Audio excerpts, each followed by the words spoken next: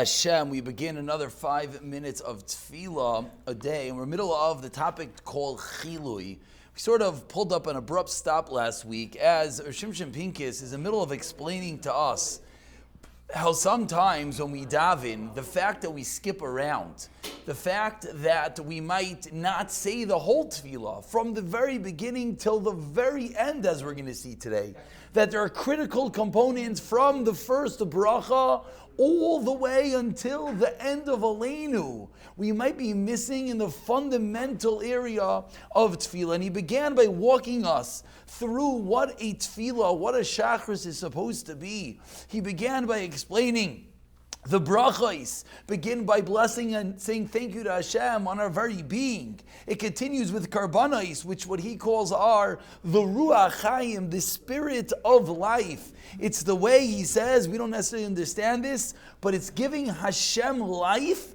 by saying the karbanos. And he continues that psukim zimra, we get to be the ability of malachim, of angels, and we're singing the praises of HaKadosh Baruch Hu, one after the next, going higher and higher. And finally we get to Birchas Kriya Shema. This is where we are up to. We get to Birchas Kriya Shema, and you're oimid lifnei kisei hakavod. And what do you do at that moment? You're mishtatif ima malachim. You partner with the malachim, the srafim, the chayos hakodesh.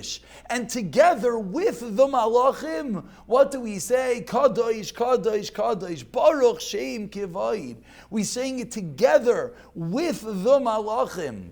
The malachim are the nishmas olam beprate prativ, like Chazal tell us that there's nothing in this world that doesn't happen without the malach telling it to happen. Every blade of grass could only grow if the malach is standing there and telling it to grow. And we're all the way up there in heaven with the malachim, together with them, praising Hashem, and we go higher and we go deeper. And finally, and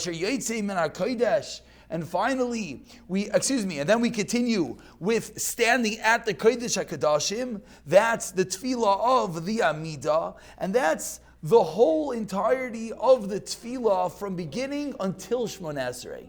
So that itself is perhaps a chiddush to many of us, and we can realize that to get to that point that we're standing at the Kodesh HaKadoshim, it requires us to traverse through all those worlds together with the malachim, saying the praises, etc. But then, what happens when we leave the Kodesh HaKadoshim? When we finish Shmoneh Esrei, we take those 3 steps backwards. And now, we descend through all those worlds of Kedusha the same way we ascended. And says Shearim Pincus, after Shmoneh Esrei, there are 3 components that are similar to the 3 components prior to Shmoneh Esrei. Prior to Shmoneh Esrei, we had a karbanos, we had zemiros, psukim zimra, and then we have the olam of the serafim, the world of the angels. So too on the way down, we have Asher Yuval Etzion, that's like the karbanos. We have the shir shel yaim, that's like the zemiros. And then we have the Pitam HaKatayres, which is equivalent to standing there with the Malachim and the Srafim. So we're going down this ladder that we ascended. And what happens when you skip a rung? You skip a rung on the way up, you slip down. You slip a rung on the way down, you fall flat on your face. And he says it's like you're going to the king, and the king fills you up with a basket full. Imagine we go in with this big basket, and it's loaded with diamonds and jewels and everything that we want. And then on the way out of the king's palace, we slip and we fall and we lose all those diamonds. Says Rav Shearim Pincus, we ascended all the way up. We're standing in front of HaKadosh Baruch Hu. We daven. We have a Shmoneh Esrei. Maybe we finally receive that which we need. And then what happens? And then we leave his palace, we leave the Kodesh HaKadoshim, we descend the ladder, and unfortunately, we miss the critical components of Asher Yuval Etzion, of the Shir Shel Yaim, of the Pitam HaKatayres, and therefore what happens?